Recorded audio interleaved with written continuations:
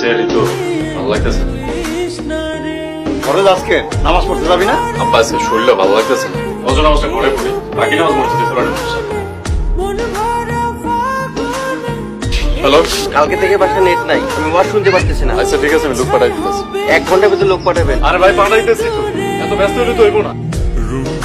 Hello ভাই, কর। 10 মিনিটের ভিতরে ওই লাইনটা ঠিক করে মায়াপাড়া তারাকা লাইনটা ঠিক করে যাবে। ঠিক আছে ভাই। নইলে আইলে কিন্তু আমি খারাপ। তুমি ব্যবহার দেখছো, খালি জান্নাতকে পছন্দ করি তাই কাম করতে।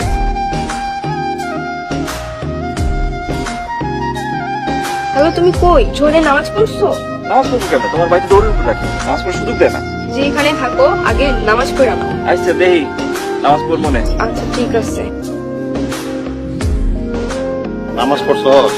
জি আব্বা নামাজ পড়ছি। তো এখন কই যাইতেছ? আব্বা ওই যে ইন্টারনেটের কাছে যাইতেছি।